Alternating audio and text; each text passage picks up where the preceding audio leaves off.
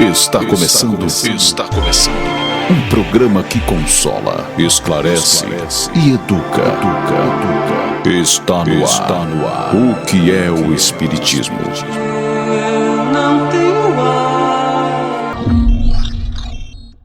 Olá, pessoal. A gente está começando aqui um programa hoje novo, onde a gente vai reunir sempre que possível o Grupo Divulgar e trazer para vocês, né, um pouco mais de entretenimento e o olhar espírita sobre o que a gente está vendo, né?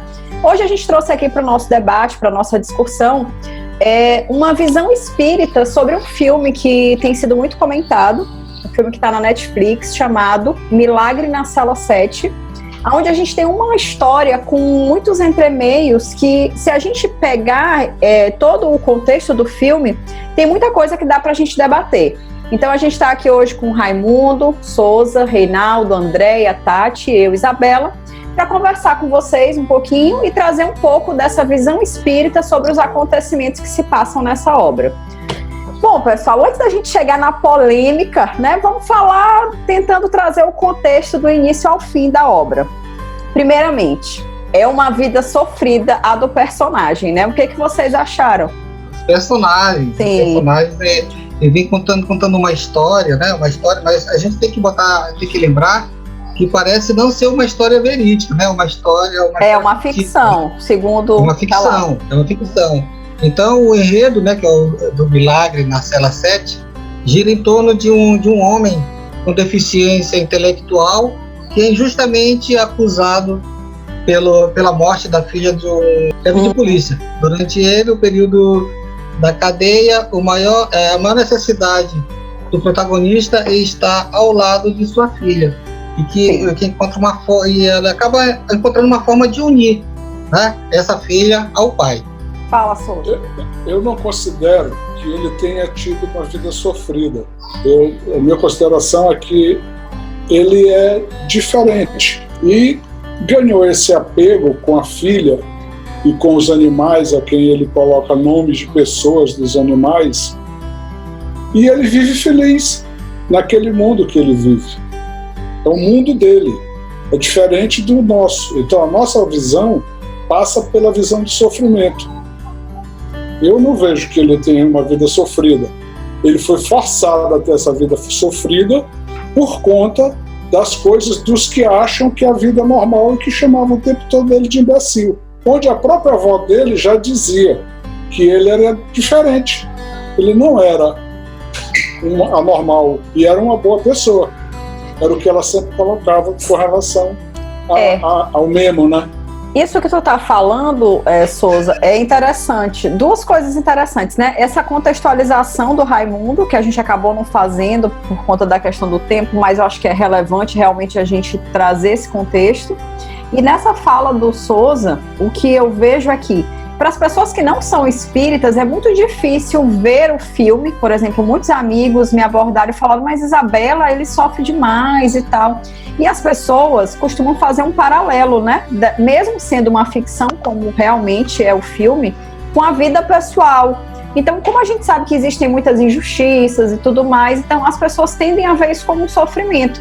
Mas a doutrina espírita, como acho que o Souza bem colocou, não vê, na verdade, isso como sofrimento, porque aqui é só mais uma experiência, né? Dentre tantas outras que a gente vai ter. E aí eu perguntaria inicialmente, como é que a gente poderia explicar o ponto de vista da doutrina espírita para justificar pessoas que venham com certas deficiências, né? Como o caso do Memo, que é o personagem principal, que vem com todo esse atraso, né? Intelectual, e que dentro do filme eles colocam um contexto como idiotia ou algo do tipo, né? Como é que a doutrina espírita explica pessoas nascerem assim, enquanto outras são extremamente saudáveis?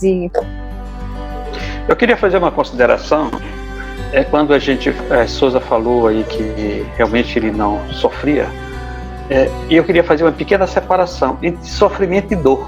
Ele aparentemente sentia dor, mas o sofrimento não aparecia. Ele era uma pessoa que sentia dor pelo maltrato que ele recebia, por toda aquela situação que ele passou, mas ele não sofria, porque logo após que ele passava por alguns maus tratos, por algumas situações que espancavam ele estava sorrindo. Ele estava buscando, às vezes, até incentivar os outros colegas a serem melhor. Então, a gente percebe que realmente a gente tem que ver o que é dor, o que é sofrimento. Acho que a gente precisa fazer uma diferenciação em cima disso. Tá? Bom, bem interessante.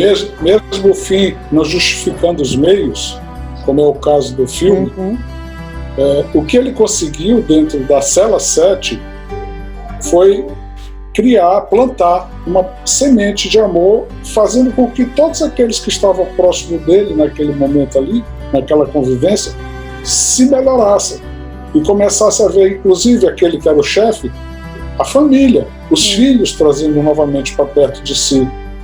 Sim, e mostrar que a vida poderia ser melhor. Agora, é a questão da dor, e que Reinaldo faz bem a diferença. A dor, que ele não mostra ter esse sofrimento, mas a dor, e depois que ele apanhava, ele sempre dizia que fulano é meu amigo, fulano é meu amigo. Né? É interessante. Agora, antes da gente chegar nesse ponto, né? Infelizmente, gente, quem está assistindo a gente sabe que aqui vai ter spoiler, porque a gente vai falar do filme do começo ao fim. Mas antes da gente chegar nesse momento, o que levou ele à prisão foi a morte de uma garotinha, que deve ter cerca ali do quê? Dos seus 7 anos, né? 8 anos, por aí. E que foi um acidente, mas como ele que encontrou o corpo ali na água, ele acabou sendo responsabilizado, foi preso e acusado injustamente daquela morte. E aí a gente se perguntaria, né? Qual o ponto de vista da doutrina espírita sobre mortes tão prematuras? Nós sabemos que na vida não existem injustiças, e todos nós, ao nascermos, temos uma certa tarefa, cumprir uma prova, alguma expiação, e as nossas vidas, elas têm um tempo, digamos, onde a gente vai passar por uma prova muito difícil, depende de cada, digamos, de cada um de nós, o que temos que passar nessa vida. E às vezes a morte prematura, ela traz para algumas coisas, pode ser um resgate do próprio espírito, ou pode ser uma prova para os pais, onde os pais têm a oportunidade de rever alguns conceitos que tinham para com a família. Por exemplo, como os pais tratavam aquela filha, como era que eles conduziam a família. E a gente vê que o pai da menina, ele era um homem, era um tenente-coronel, um homem que tinha uma autoridade, e o sentimento de vingança dele foi muito grande naquele momento, porque na verdade ele não queria justiça, ele queria vingança. Tá? Ele não estava preocupado quem era culpado, ele queria se vingar de alguém pela morte da filha. Então, essa situação às vezes é para trazer digamos, uma oportunidade para os pais repensarem sobre a vida, como estão conduzindo as suas vidas, porque como ele demonstrou com ele ali, ele pode ter demonstrado com todas as pessoas que ele era um homem daquele jeito, vingativo, duro. Então ele perdeu um ente muito querido, talvez para ele amolecer o coração, para pensar diferente. Isso pode ser uma situação dessa. Ou seja, nesse caso desse pai, ele acabou não conseguindo resgatar e ainda contraiu uma dívida, porque ele não conseguiu ter, né, o falecimento prematuro da filha. Isso. Mesmo ele tendo certeza que aquela pessoa não era culpada, porque quando encontraram lá a pessoa que testemunhou a situação, ele não aceitou, ele simplesmente matou a pessoa para que a pessoa não dissesse que foi um acidente, e aquela pessoa que ele queria se vingar, que ele queria o quê? Digamos, a vida da filha, para que ele queria resgatar a vida da filha dele, ele tinha que tirar a vida de alguém, e ele queria tirar a vida daquele cidadão que tinha uma deficiência mental. Veja como somos nós, né? Como a gente consegue colocar bem as coisas de forma diferente e por isso. Então eu vou tentar colocar isso aí numa posição da condição humana. Eu não sou pai, eu estou pai. Esse é o ponto. Então eu fico buscando sempre o quê? Algum culpado para alguma coisa que não está bem comigo. Eu procuro culpados e não trago para mim a minha culpa, porque ali também ele poderia ver que ele foi negligente em deixar uma criança próximo de uma situação de perigo daquela, sozinha, quando ela não tinha uma noção exata do espaço onde ela estava transitando. Então o pai ali foi negligente. Então, se a gente for analisar nesse ponto, pensa aí, o culpado pode ter sido maior o próprio pai. Sim. Verdade. Raimundo ia falar, Raimundo? talvez esse pai tinha vindo nessa condição de pai como uma forma de resgate de relacionamento também, na verdade. Né? Outra situação, verdade. Por uma filha que ele não deu conta ele não deu como tomar conta, né, da situação, porque ele era uma autoridade, e pelo que se passa no filme, parece que ele era muito mais envolvido com a autoridade do que com a família, na verdade, com a família. E como ele veio, a criança veio para viver aqueles poucos tempos que ela viveu, né? Ele também não foi capaz de superar as dificuldades dele, não foi capaz de olhar o próximo, ele não foi capaz de olhar nem para si mesmo, né?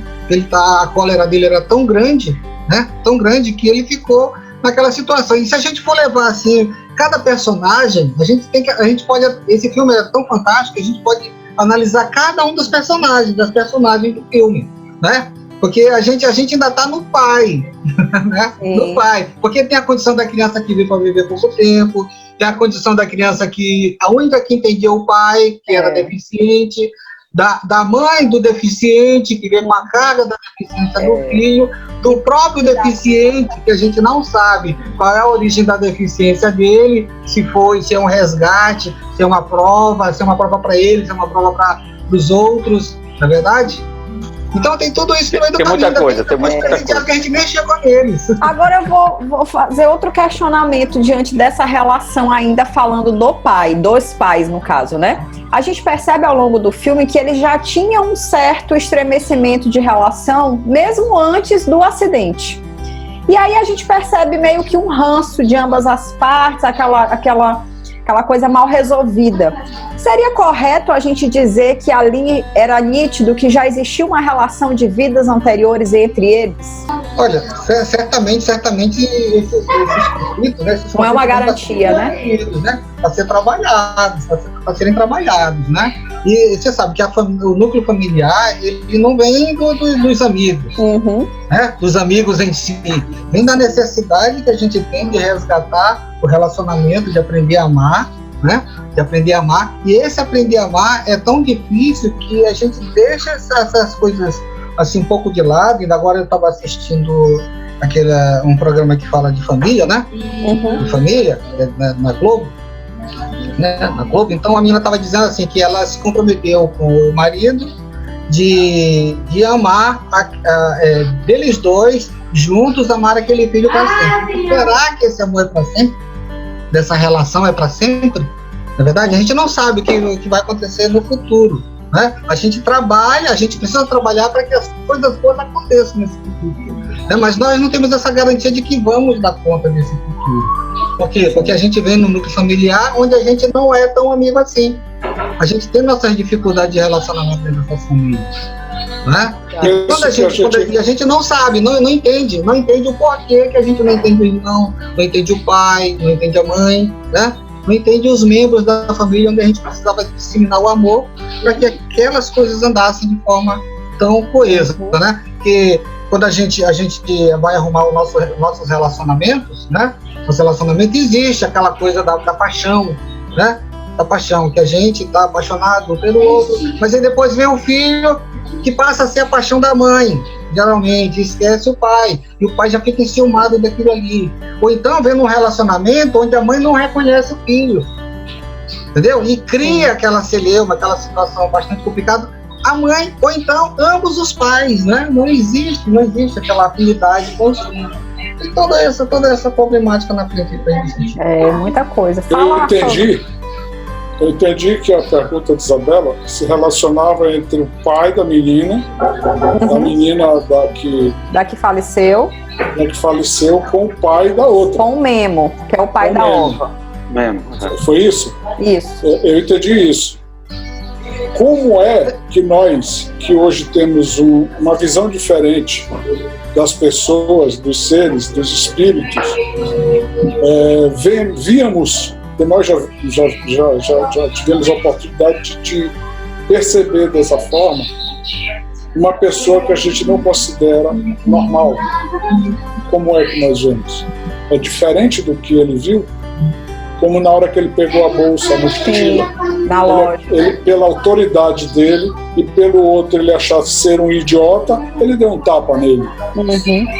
Ele faria isso se fosse uma pessoa normal, como a gente considera, ou aquele que a gente não considera normal, mas que faz por inocência, chegaria até ele daquela maneira, como ele chegou, para querer pedir a bolsa para a filha?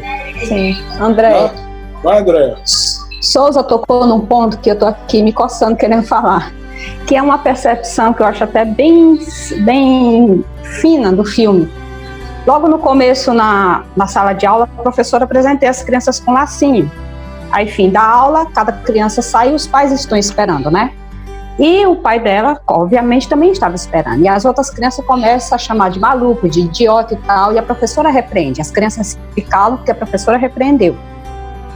Então, eu achei, assim, muito importante aquilo ali, essa percepção. E agora o Souza falou da questão do relacionamento. O pai teve essa atitude com o Memo de bater. Será-se porque ele tinha nessa condição? E a gente, como pai, passa esses preconceitos para os nossos filhos e vai se perpetuando esse tipo de atitude. Porque aí as crianças também trataram ele daquele jeito e a menina acabou morrendo por causa disso. Porque o que aconteceu no monte? Os outros foram embora comer e ela ficou provocando ele, ficou instigando ele. E acabou se esquecendo de onde ela estava e acabou caindo. E teve um acidente. Então, mas por que teve o acidente? Porque ela ficou provocando ele e ela sabia que ele queria, porque queria a bolsa para poder presentear a filha, e teve essa situação. Então, essa é uma reflexão bastante importante do filme. O que a gente, que está lá no Evangelho, Santo Agostinho chama a nossa atenção? Aproximar esse espírito que está na sua guarda de Deus.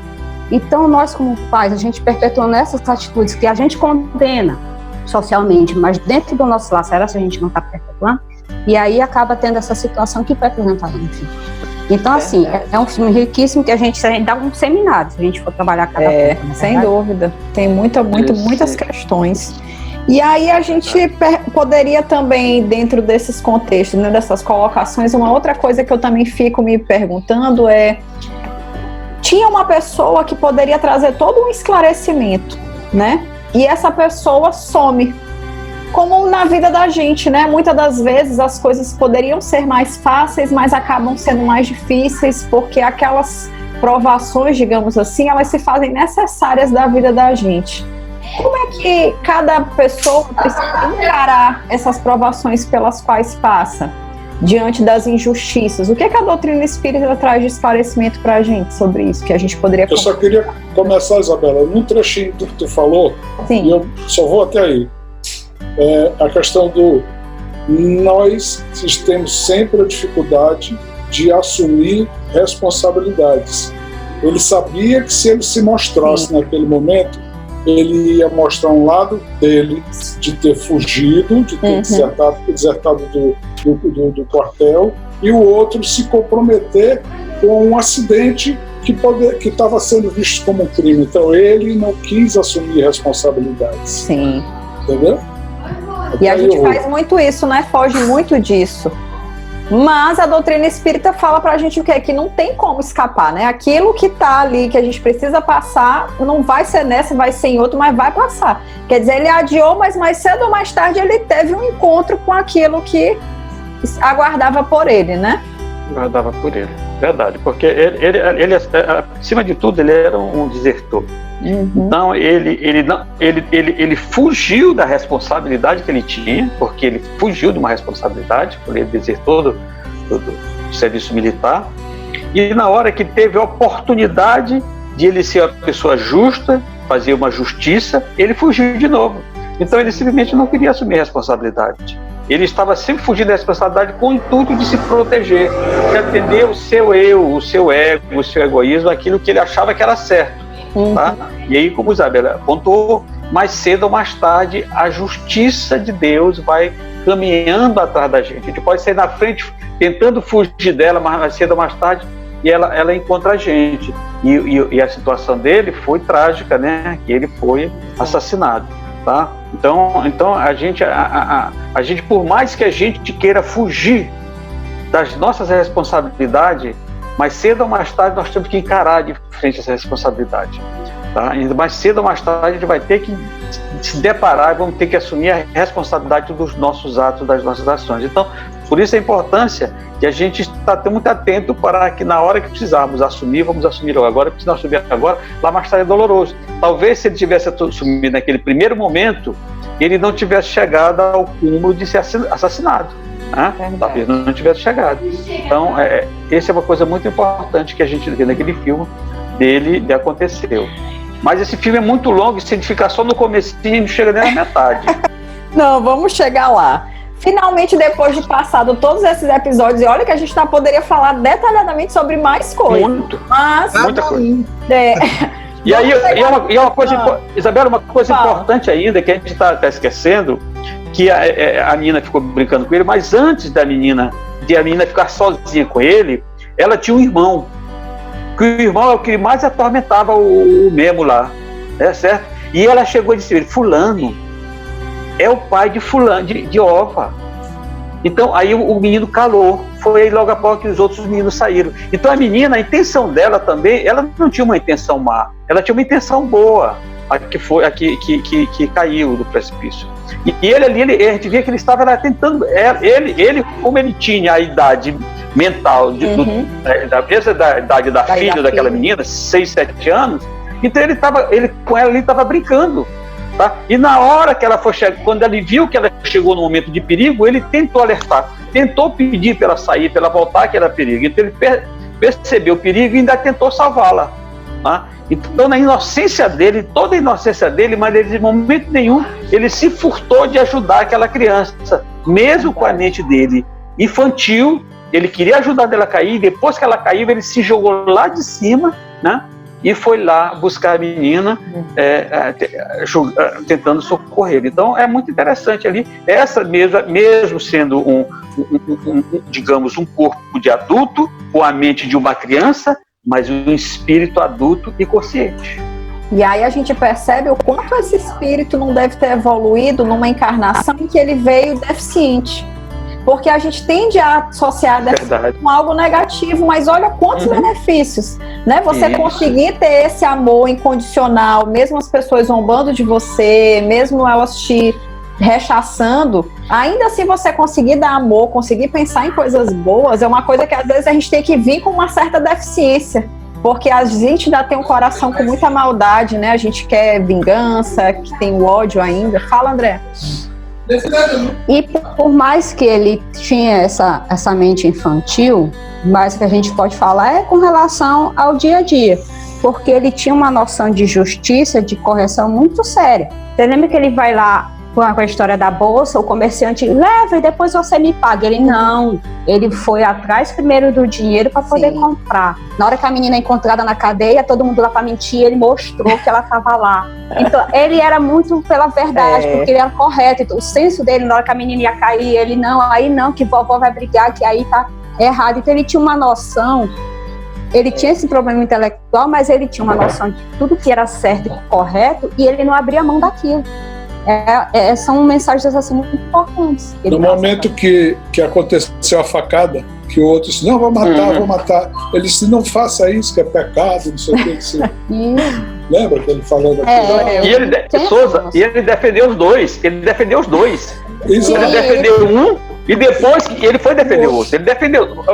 O senso de. Eu acho que naquele filme só tinha uma pessoa sã. Era ele.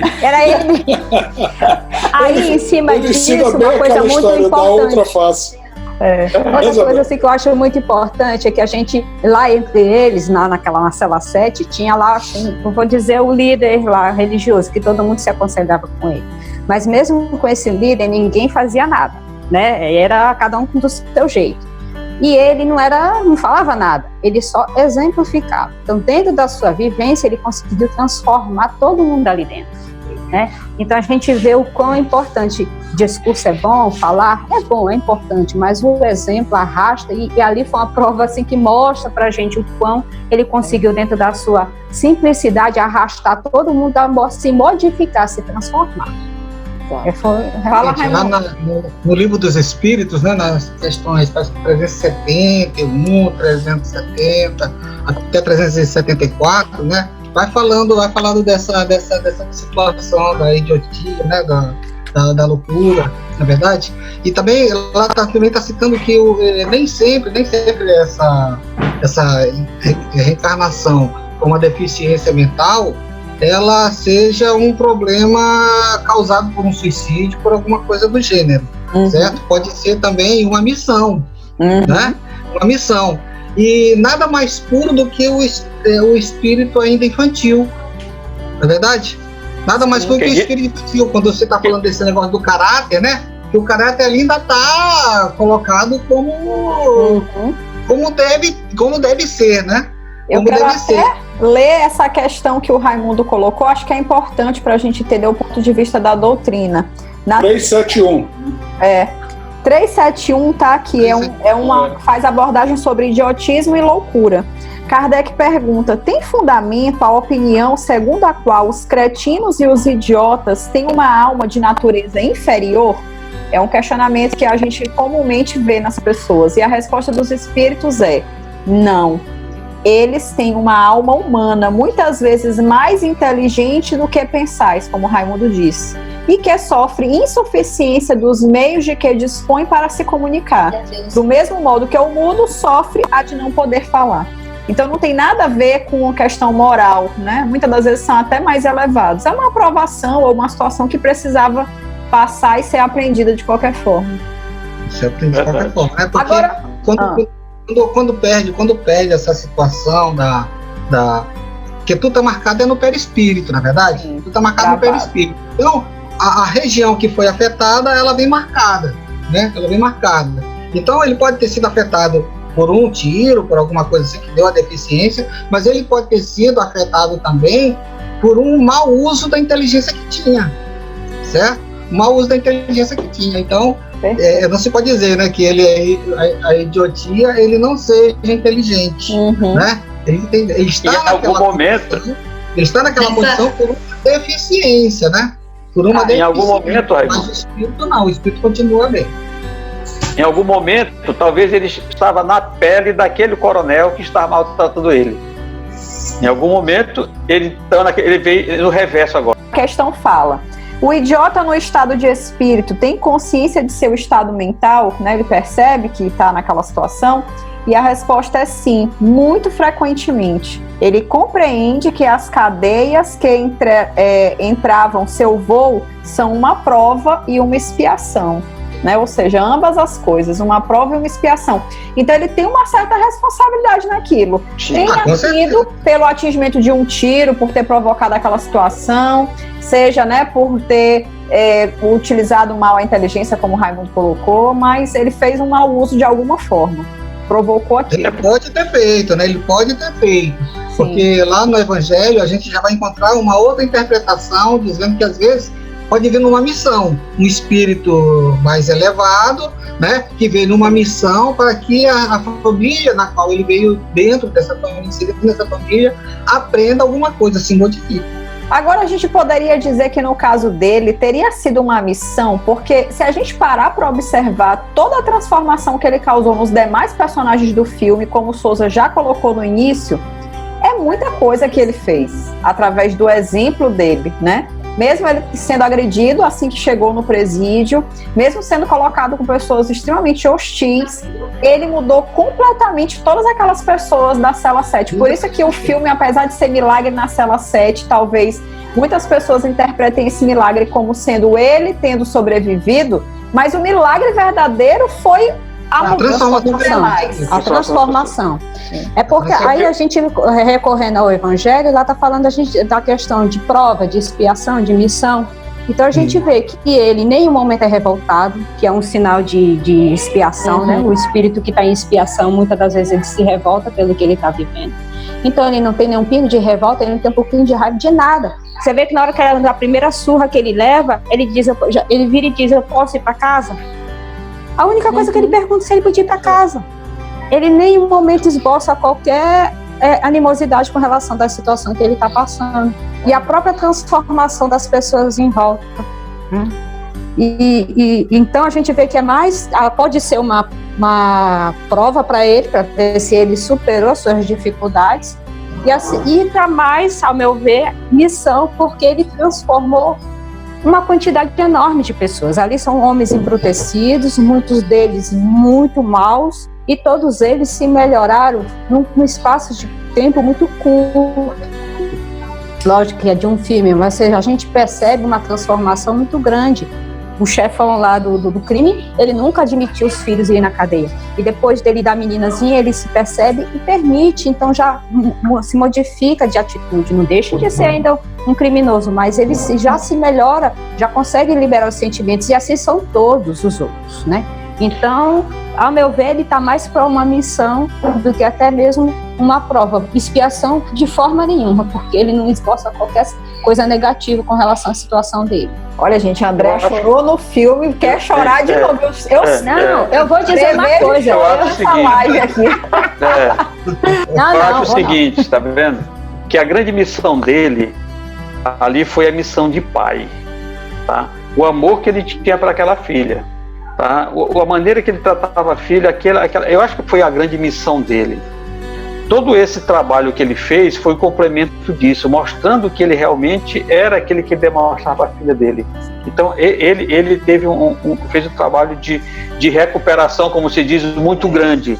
Ele deu um passo muito grande naquela encarnação, porque o amor que ele dedicava àquela filha, o jeito que ele tratava ela, todo o carinho que ele dedicava. E além da filha, tem mais uma coisa, os animais. Olha os animais que ele cuidava.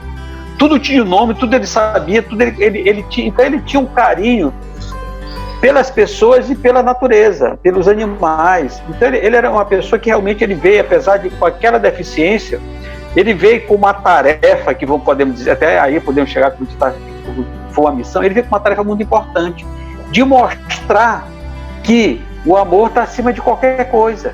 Foi o que ele fez, o exemplo que André deu agora. Ele mostrou para aquele capitão lá, que ele chamava de capitão, que era o chefe lá da cela 7, que os filhos dele, ele passou e mudou, ele ia mudar de vida. Ele disse que a partir da quando ele saísse lá, ele ia mudar de vida. E aí vi um exemplo também muito grande, que isso aí é um negócio muito interessante. E o Seth, parece que é o Seth o nome, aquele que fez a troca com ele, que era uma pessoa calada, não falava com ninguém, ali todo o tempo olhando para aquele buraco lá, naquele desenho daquele negócio lá na parede. O exemplo da transformação que aconteceu em função do que ele representou dentro da série e do que a filha levou também, porque a filha dele tinha também os mesmos sentimentos dele, seguia os mesmos passos dele, dessa coisa do amor, do tratar bem das pessoas, de fazer o bem. Então, o grande exemplo dele e da filha foi essa transformação que ele fez lá dentro, mas que a filha veio e coroou aquela situação. Eu acho que ele foi muito interessante isso aí, sabe? Aí volta aquele meu começo da história do que a gente está fazendo em casa com nossos filhos, que como ele era amor, ele só dava exemplo de amor, a filha foi acompanhando os passos, ela também ali, ela tinha uma maturidade muito grande, aquela menina, por mais que tentavam botar ela numa redoma, numa coisa assim, mas ela sabia de tudo que estava acontecendo, ela sabia que as pessoas eram criminosas, mas só ela foi, em descobrir o rapaz que poderia inocentar o pai, né, a persistência de ir lá todo dia tentar achar o cara. Então, assim, ela sabia que não eram doentes, como eles falavam, mas então com essa doença ela entrou na forma e ali ela tentou trabalhar isso nas pessoas. Então, assim, o exemplo que eu dei do que a gente está fazendo com nossos filhos. Ela ali está seguindo o que ela recebeu em casa. Paty. A gente está falando muito de mérito, de amor, né, de condução, e a gente esquece muito de um personagem que conduziu tudo isso muito bem desde o começo, que foi a avó. Você vê os ensinamentos que ela dá. Se não fosse ela aguentar o fardo do filho deficiente também, a história seria outra. Então a gente vê que o grupo, a importância do grupo familiar envolvia ele, mesmo com todas as suas dificuldades.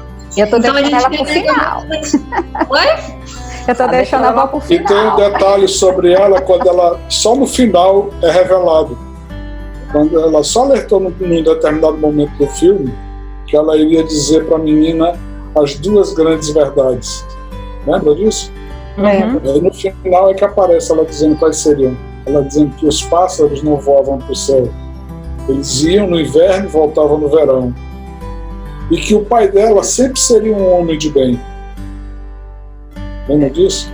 É muito Que a bonito. avó falou.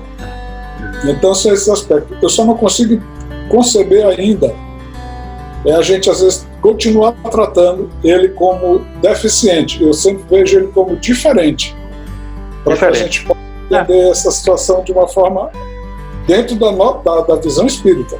Sim. Porque o que é para nós um deficiente? Quando a gente sabe que todas essas questões da idiotice, como está da 373 lá, que fala sobre poder ter animado um outro corpo de um gênio e ter falido por isso, por ele ter vindo, porque a demência ali, nesse caso, a diferença ali, não é uma questão do espírito, é uma questão da matéria física dele, é do corpo. Souza, mas a gente está falando com uma questão até de percepção material. Exatamente. É a questão da percepção do filme. Exatamente. Entendeu? Sim. Com essa questão. E eles colocam isso de uma forma bastante clara. Sim. Verdade. Voltando então para a questão da cela, né? Assim, de toda a transformação que houve lá dentro. Dentre toda essa transformação, talvez o ápice do filme, né? Aquele momento crucial, seja um momento em que a gente chega à conclusão de que, de fato, mesmo provado a inocência dele, né? Através do encontro da pessoa que tinha testemunhado tudo, do desertor, ainda assim ele viria a ser enforcado. Mesmo com todo o sistema tentando fazer com que aquilo não acontecesse. E eis que aparece, né, aquele homem que durante todo o filme permaneceu em silêncio, porque carregava uma culpa muito grande por ter assassinado uma filha. E nesse momento ele vê, né, nessa possibilidade de trocar de papel, né, com o Memo, ele vê a possibilidade de fazer esse resgate no entendimento dele. E aí, talvez o ponto X da questão que muitas pessoas vieram me perguntar é: Isabela, o que aconteceu, né, com aquele homem que trocou de papel com o Nemo, a gente ainda consideraria isso um suicídio? Porque, assim, o Nemo ser enforcado não é um suicídio, porque ele foi condenado, ele não tinha como escapar daquela situação, ele realmente teria sido assassinado. Mas o fato de alguém decidir trocar o papel com ele tornou aquilo um suicídio ou não? O que a doutrina espírita fala sobre isso? A doutrina espírita fala que ninguém deve tirar a própria vida. Não, atenuar primeiro, né? Ninguém deve por fim a prova do outro. Primeiro é o ensinamento do Espiritismo diz que a gente não pode tirar. Quem iria ser morto, né? Era o Memo. Ele já interferiu nessa fase aí. Mas ele interferiu para o bem ou para o mal, né? Fica eis a questão. Ele interferiu para o bem ou para o mal. Será que por ele ter interferido para o bem do outro, não seria atenuada a pena dele mais adiante, né? Mais adiante. Mas ele cometeu um outro crime que ninguém tem o direito de tirar a própria vida, voluntário ou involuntariamente. Mesmo que por uma boa ação, não seria uma boa ação. Tem uma coisa interessante nisso aí. Está no Evangelho, né? No Evangelho, capítulo 5 do Evangelho, né? Capítulo 5 do Evangelho, de sacrifício da própria vida, né? Porque só se for com o intuito de morrer, a gente pode ajudar no intuito de ajudar. Isso, você está entendendo? Então aí fica aquela situação que a gente fica imaginando como agir, como pensar desse ser, né? Porque nesse caso ele tinha uma culpa muito grande, que ele tinha tirado a vida da filha e da esposa. Isso. No mesmo momento, né? Ele sempre deixou claro que queria morrer. Sempre deixou claro que queria morrer. Entendeu? Mas ele tomou essa decisão dele tá atrelada a um trechozinho do filme, onde ele está conversando com lá o líder religioso, que eu não lembro direitinho o que foi que ele falou. Eu sei que ele disse o seguinte: se você não pode mais fazer nada pela sua filha, ajude outra criança. Foi mais ou menos assim, se alguém lembrar exatamente. Se ajudar as outros a viver. Seria uma forma de... Bem ali ele viu, ele estava participando todo daquele enredo, e quando ele disse isso para ele tomou a decisão: pronto, ajudar outra criança e eu fazer essa criança feliz. Então, foi uma decisão que ele tomou, e é aquela coisa, o objetivo dele talvez se a gente for pensar assim com muita compaixão, o objetivo dele não foi tirar a própria vida dele, foi salvar uma vida, talvez duas, a do pai e a da filha, tá? Então ele usou desse sentimento de compaixão. Eu não vou poder mais salvar a vida da minha filha, mas eu posso salvar a vida dessa criança, desse pai. Então esse aí que eu achei que bem ali, que ter essa decisão que a gente precisa olhar, é como se diz, Deus olha cada situação de maneira diferente. Verdade. E bem aí Deus olha isso aí como ele não tirou a vida dele, ele salvou duas vidas. Sim, Souza. Mas olha, Reinaldo, ele conversando lá com aquele líder religioso, né? Ele perguntou quando ele morresse, ele poderia encontrar com a filha e a esposa e a filha que ele tinha tirado da pia. Mas também ele pode ter pensado de ao morrer, ao acelerar a morte dele, ele iria encontrar isso mais rapidamente. Entendeu? Pode também. São várias análises. Muitas possibilidades. São várias situações que, no final, a gente pensa e acha, mas quem decide é o homem lá de cima, né? É verdade. Olha só, ele estava o tempo todo naquela dele, recolhido no canto dele, olhando para aquela imagem que transpunha sempre para uma árvore, provavelmente onde a criança estava enterrada ou onde ele enforcou ou matou a criança naquela situação. E a única pessoa que distinguiu aquele buraco, aquela imagem ali como sendo uma árvore foi a criança. Foi a ova. Foi mesmo, verdade. Aí, verdade. Outro aspecto, ele o que morreu no lugar do Nemo, ele disse para o tal líder religioso que ele não era bobo, que sabia que ele não sabia de nada. Mas ele, o tal líder religioso, disse para ele, naquele instante, aquilo que vocês alertaram, que ele poderia, se ele não pudesse vir a filha, que foi no mesmo enredo, na sequência da conversa, que ele pudesse ajudar alguém a continuar com a filha. Isso. Creio eu que ali naquele momento ele tomou essa decisão de fazer aquilo. Mas foi definitivo quando ele disse que no sonho anterior teria sido a primeira oportunidade que ele teria sonhado com a filha. Com a filha dele, verdade. Filha, entendeu? Verdade. Então, o que aconteceu naquele sonho? O que aquela criança pode ter dito para ele no sonho, já que ele despertou e viu essa criança? São coisas assim que tem que ter essa percepção do bem e do mal ou não. Que a doutrina nos diz que a gente não pode fazer essa interferência, não pode. Mas no final, quando ele sai para ser enforcado, que o líder religioso diz para ele: por todos os males que você tenha feito, o que você está fazendo aqui é um grande bem, você será salvo. Lembra que cada bem que a gente executa, cada bem que a gente faça, a gente terá sempre muito mais méritos do que as coisas erradas que fizemos. Sim. Verdade. Andréa. Pois é, porque assim, a gente sabe que tirar a própria vida não pode, mas a gente nunca pode esquecer da misericórdia de Deus, né, para com todos nós. O real intuito dele era sempre de morrer porque ele achava que a vida dele não servia mais para nada. Ele está lá no Evangelho que a gente tem que sair em situações de risco com o intuito de viver e não de morrer, né, dizer, dá uma glória à minha morte, né. Então, tudo vai muito da intenção. Ali que é passado é que ele quer dar uma segunda oportunidade para aquele pai e para aquela filha, né? E na justiça divina o que conta realmente é a intenção. Qual é a intenção? A intenção dele era de salvar essa família? Ou era só de dar um fim bonito para sua existência? Então, realmente é isso que pesa na hora da balança da justiça divina, né? Essa mensagem que foi passada, essa de que ele quis salvar essa família, né? Que tanto se amavam. Agora tem uma coisa que eu não consegui pesquisar, me disseram ontem, e eu vou fuçar depois, que ele era o pai da mãe da Ova. Mas é só uma especulação, eu também já pesquisei. Aí eu queria ir atrás disso, porque se for, aí é só uma teoria, grande, tipo, né? Uma teoria da conspiração.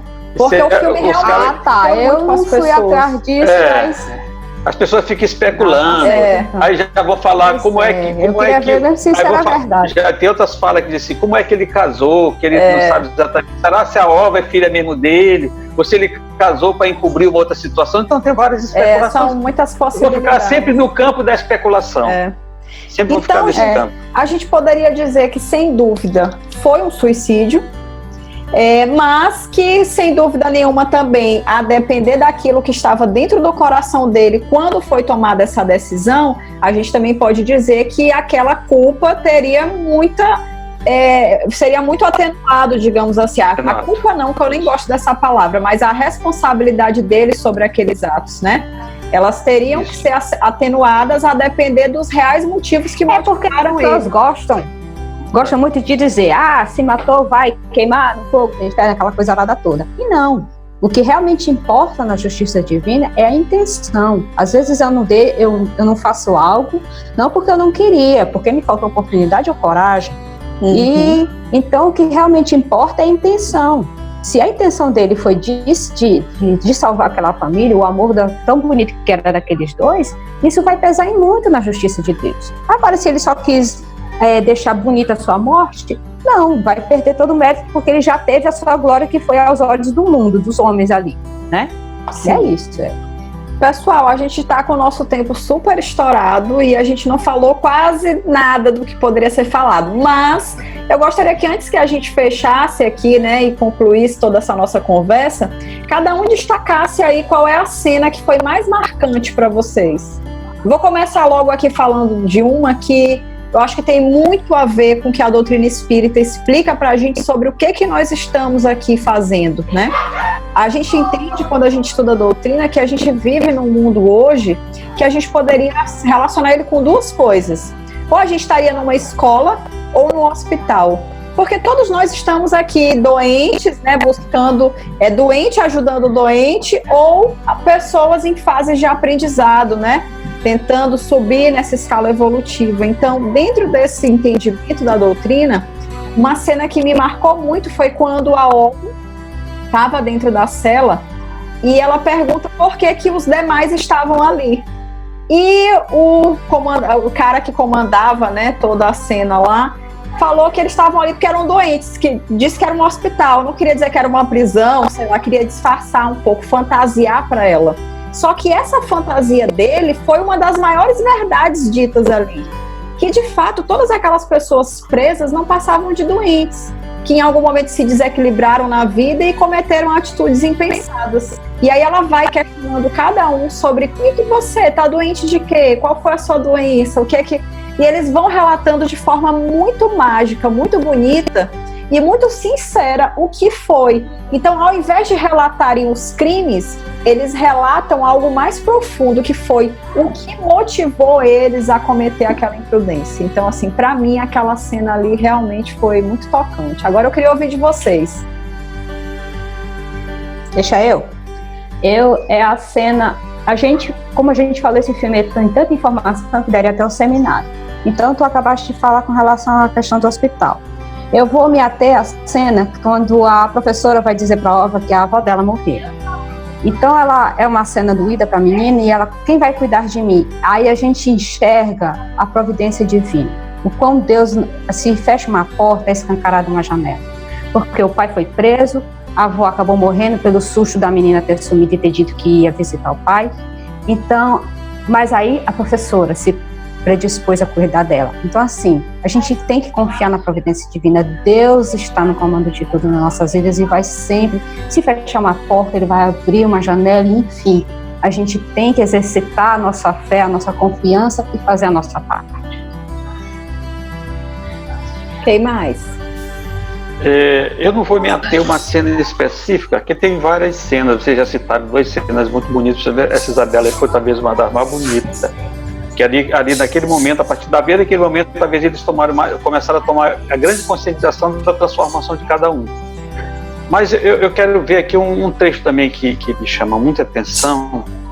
O carisma dele, a maneira que ele fazia as coisas, naquela simplicidade, sem ver maldade em nada.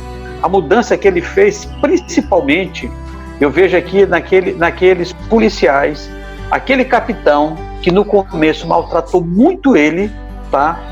A mudança que aconteceu nele, tá?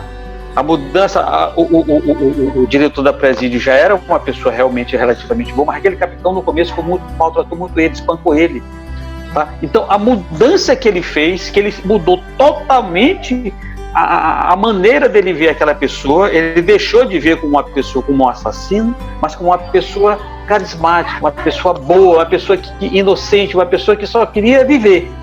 Então aquela transformação eu achei muito interessante, que ele ajudou ele até no último momento que eles embarcaram para ir para outro lugar, tá? Então eu achei aquela transformação foi muito, muito bonita, porque uma pessoa que tem uma vida daquela, do militar daquele, que do jeito que tratou ele, deve tratar todo mundo que ele encontrava na vida dele, que ele queria ver, a mudança que aconteceu. Então eu achei uma coisa muito interessante dessa transformação daquele capitão. Me chamou a atenção também. Raimundo. Pois é, entendeu?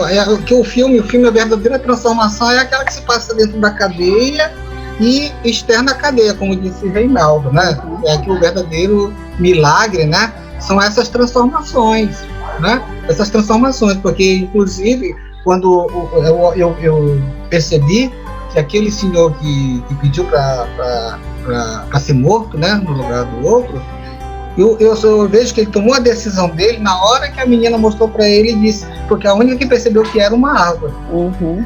O que você está vendo nessa árvore que está aí na parede? Né? Ela viu. Aí naquele momento, como ele já tinha aquelas conversas lá com o líder religioso, ele tinha aquele arrependimento dentro dele, né? Aquela situação que ele queria rever a família, né? Queria rever a família, que ele tomou essa... Então, o impacto maior do filme justamente é esse, né? Que são essas transformações, né? Então fica difícil da gente eleger uma cena, porque todas as cenas após o acidente foram transformadoras, né? Se a gente pegar, todas foram transformadoras, porque a professora, ela já era uma pessoa boa, mas ela ficou mais ainda, né? Quando ela tomou o impacto, né? Da situação da família, né? Quando a avó morre, né? A avó morre, ela toma para si a responsabilidade de levar a menina lá na prisão, né? De conseguir a situação para levar na prisão, certo? Então o filme todo ele é impactante, então fica difícil de escolher assim uma cena tal. Me roubou, mas disse uma cena, muito bem. Isso não, mas para mim foi a cena da árvore. Da árvore. Sim. É da árvore, né? Mas todas são impactantes. Mas aquela fez ele refletir. Essa foi. Né? Porque ele caiu na realidade quando ela foi a única que viu a árvore. Os outros achavam que era um buraco. Quem você fica olhando para esse buraco aí na parede? Né? Todo mundo achava que era um buraco na parede. Na realidade, era uma árvore, né? Tanto é que na passagem do filme, quando ele toma consciência, aquela árvore se transforma de cinza para verde. É. Verdade. Né? Ou seja, ela se transforma de cor, né? É aquela transformação. Souza. Só completando essa de Raimundo, eu também vi por muito tempo, quando ele olhava para ali, só um buraco, eu não vi outra coisa. E eu ainda via mais, era um buraco de bala, porque aí a gente já fica, não é de bala. A cena que eu achei muito impactante também foi quando ela estava dentro da cela pela primeira vez, que o diretor do presídio chegou e ele quem apontou onde ela estava. Apontou onde ela estava e ele disse, assim, a sinceridade é a gente colocar sempre que a verdade vai estar sempre acima de qualquer suspeito. Mas eu vou deixar aqui um ponto que eu considero muito negativo, tá? É a corrupção dentro da cadeia. Porque mesmo antes dele chegar lá, é assim que procede em determinadas celas, terem aqueles banquetes que haviam para aqueles da cela 7.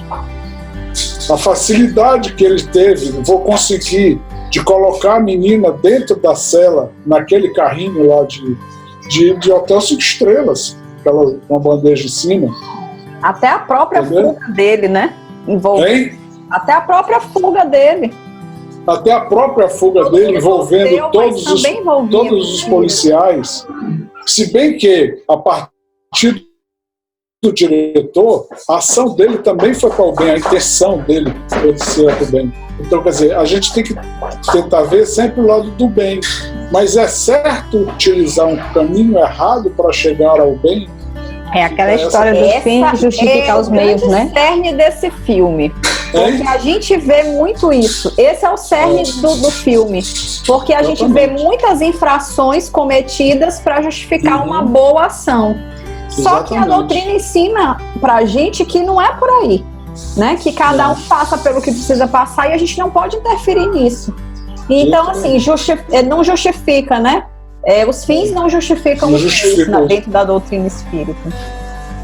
Mas os meios não justificam os fins. Tem uma coisa aqui interessante, que é aquela coisa. Há de ter um instrumento para que a justiça de Deus aconteça, mas há de aquele que serve de instrumento. Então ali tem vários instrumentos para que a justiça de Deus aconteça, de uma maneira ou outra. Mas aqueles que são instrumento do bem, com certeza terão sua recompensa. Aqueles que são instrumento do mal terão que quitar os seus. Então ali é um jogo, que é o jogo da vida. O jogo da vida é isso. Nós vivemos... No mundo de provas e expiações, sim. Isso, hein? No mundo de provas e expiações. No mundo de provas e expiações. Hoje eu pago um débito, amanhã eu conquisto, eu ganho outro. Então a gente vive ainda nesse ciclo, nós vivemos nesse ciclo. Então ali é um ciclo onde tem gente fazendo bem e ao mesmo tempo fazendo mal, onde ele quita uma dívida e contrai duas.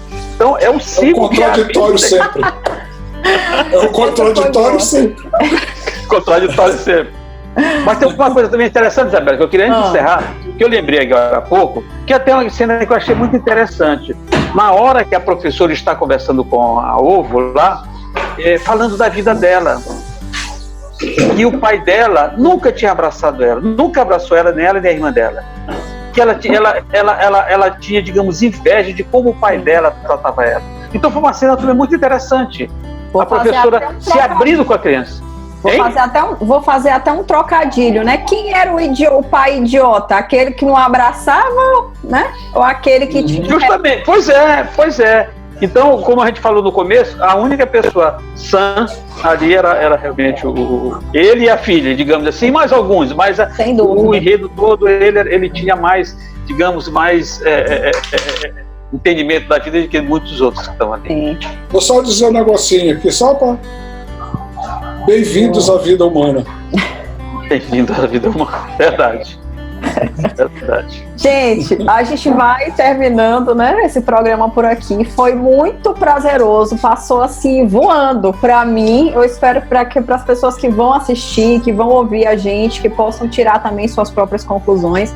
Esses aqui são pontos de vista, na verdade, né, com uma certa pitada do que a doutrina espírita traz dentro das obras básicas, do conhecimento que os espíritos trouxeram para a gente, e que a gente pode aprofundar aí com muito mais coisas, buscando realmente a leitura dessas obras, para conseguir ter esse olhar sempre que a gente vê um filme, que a gente lê um outro livro, para a gente poder fazer o que a doutrina ensina, que é a utilização da nossa fé, mas de forma raciocinada, da gente não absorver tudo e engolir, e ok, mas ele se salvou, isso é que importa, e a gente racionalizar, mesmo em cima de obras que sejam ficção.